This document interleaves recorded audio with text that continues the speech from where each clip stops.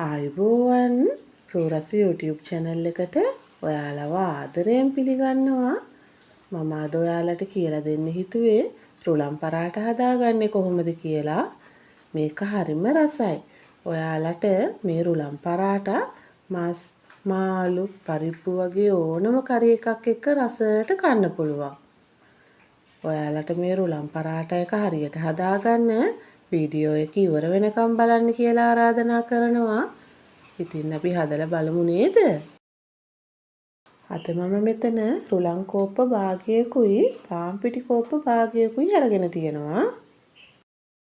සීනි තේ හැඳි එකයි, ලුණු කුඩු තේ හැඳි භාගයයි, පොල් තෙල් මේස හැඳි එකකුයි, වතුර මෙෂරින් කප් එකයි කාලකුයි අරගෙන තියෙනවා. ඔයාලා රුලම් මනින කෝප්පෙන්ම වතුර මැනලා ගන්න. මුලින්ම වාජනයක් ලිපේ තියලා වතුර කෝප්ප එකයි කාලා දාගන්නවා. මේකටම ලුණු කුඩු දාගන්නවා. සීනිත් එකතු කරගන්නවා.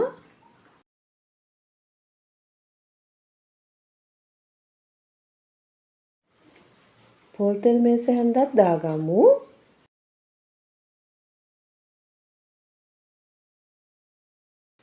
ඊළඟට මේක පොඩ්ඩක් කලවම් කරගන්න ඕන.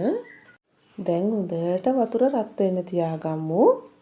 මේ ගානට වතුර රත් වුණාට පස්සේ ලිපේ ගින්දර හොඳටම අඩු කරගන්න.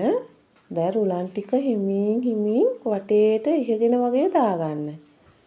එක තැනකට දැම්මොත් රුලන් කැටි ගහන්න බලනවා. ඊළඟට හොඳට හැඳි ගා ගන්න ඕන.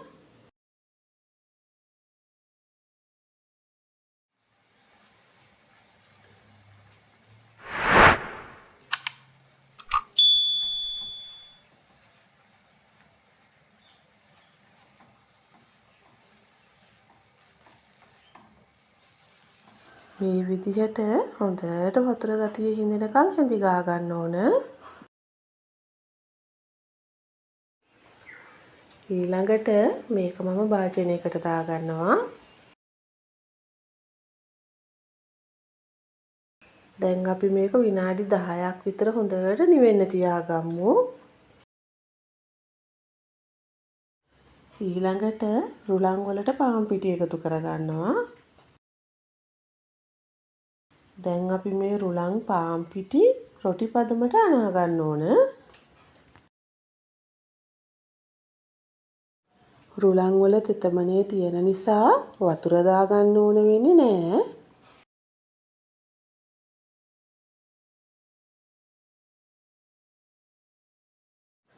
මෙන්න මේ පදමට අනා ගන්න.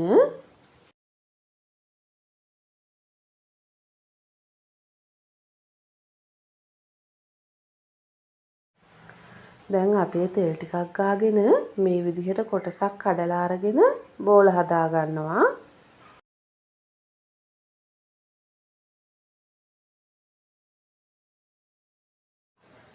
මේ බලන්න මෙන්න මේ විදිහට හදා ගන්න. ඊළඟට ලෑල්ලකට හොඳට පාන් පිටි ටිකක් දාගන්නවා.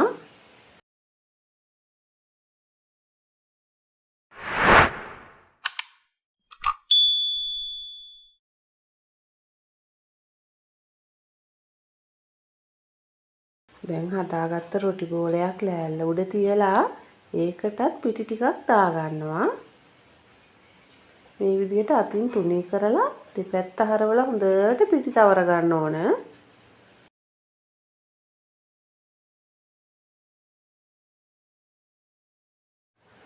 රෝලින් පින් එකෙත් පිටි තවරගෙන රොටිය තුනී කරගන්න ඕන. රෝලින් පින් එක ගොඩාක් අත තද කරලා තුනී කරගන්න එපා. ඇලෙන ගතිය තියෙනවා නම් නිතරම පිටි ටිකක් ගා ගන්න. මොකද අපි මේක හදන්නේ රුලන් වලින්නේ. ඒ නිසා ඇලෙන්න බලනවා. නිතරම පිටි තවරගෙන රෝලින් පින් එකෙන් අත බුරුලෙන් දෙපැත්ත හරව තුනී කරගන්න. ඊළඟට එක කෙරවලකින් අල්ලලා දෙකට නවා ගන්නවා. දැන් ඒක හතරට නවා ගන්නවා. මේ බලන්න මෙන්න මේ විදිහට තියෙන්න ඕන. ඊළඟට නවාගත්ත රොටි එක උඩට ආයෙත් පිටි ටිකක් ගාගෙන රෝලින් පින් එකෙන් ත්‍රිකෝණයක් හැඩයට තුනී කරගමු.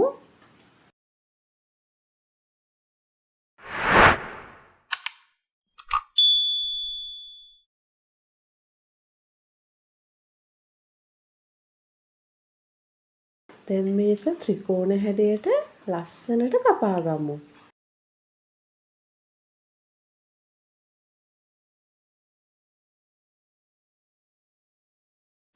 ඔයාලා කැමති නම් මේක හතරැස් හැඩයට රවුම් හැඩයට හදාගන්නත් පුළුවන්.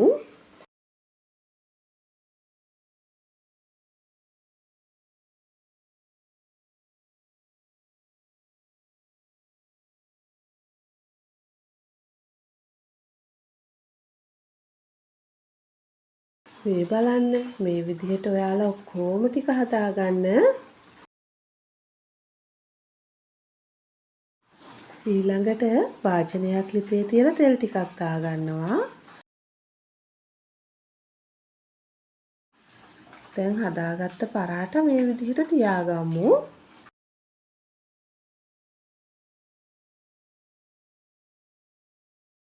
මේ පැත්ත ටිකක් වෙලා තියලා අනිත් පැත්ත හරව ගන්නවා. හරවගත්ත පැත්තට තෙල් ටිකක් ගා ගන්න ඕන.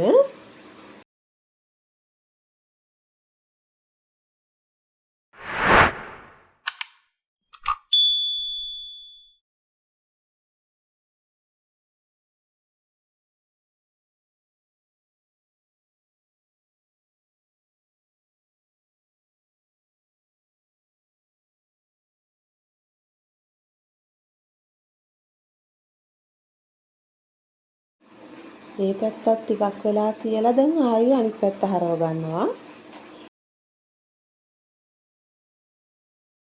මේ පැත්තටත් තෙල් ටිකක් ගා ගන්න ඕන.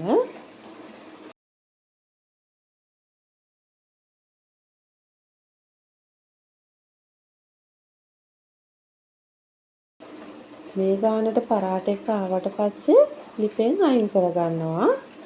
මේ විදිහට ඔයාලා ඔක්කොම ටික හදාගන්න. මේ තියෙන්නේ මම අද හදාගත්ත රුලම් පරාටා. අපි එකක් කඩලා බලමුකෝ.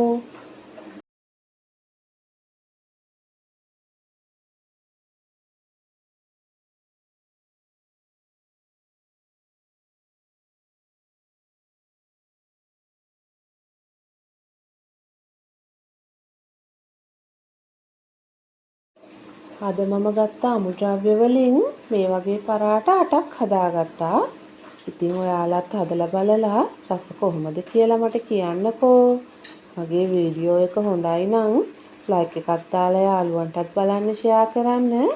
ඔයා මගේ channel එකට අලුතින් එකතු වුණු කෙනෙක් නම් මාව subscribe කරන්නත් අමතක කරන්න එපා. මගේ වීඩියෝ එක බලපු ඔයාලට ගොඩාක් ස්තුතියි. තවත් මේ වගේ වීඩියෝ එකකින් අපි නැවත හමු වෙමු.